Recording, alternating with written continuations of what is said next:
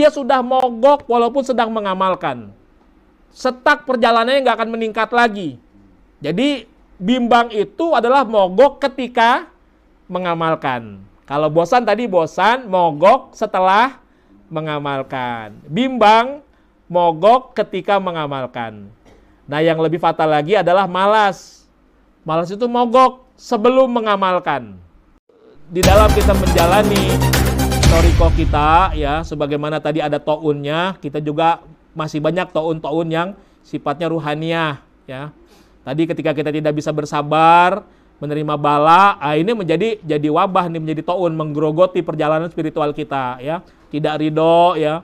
Apalagi penyakit-penyakit hati seperti bimbang, ragu, malas, ya. Ini hati-hati, ya, bosan, bimbang dan malas. Saya suka menyebutnya dengan istilah BBM. Ini BBM juga merupakan ta'un, ya, wabah penyakit murid. Kan kalau BBM itu biasanya kendaraan kalau nggak ada BBM malah mogok, ya kan? Tapi kalau murid toriko ketemu BBM malah mogok, kebalikan dengan kendaraan bermotor.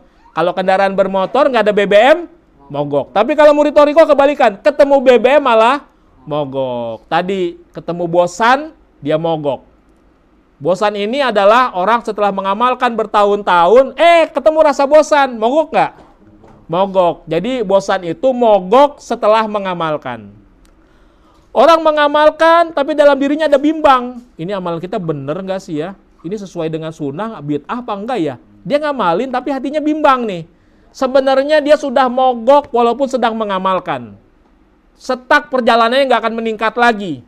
Jadi bimbang itu adalah mogok ketika mengamalkan. Kalau bosan tadi bosan, mogok setelah mengamalkan. Bimbang, mogok ketika mengamalkan.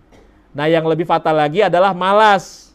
Malas itu mogok sebelum mengamalkan. Coba orang malas diajak sholat, mau nggak?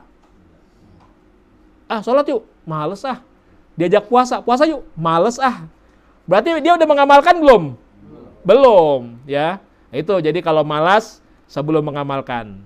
Jadi bosan, mogok setelah mengamalkan. Bimbang adalah mogok ketika mengamalkan. Lalu kemudian malas, mogok sebelum mengamalkan. Itu semua adalah ta'un, ya, ta'un yang sifatnya ruhaniyah. Yang itu semua bisa terus dikikis dengan kita istiqomah mengamalkan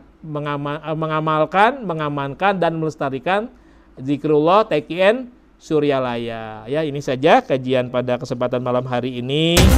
Walaupun sedikit mudah-mudahan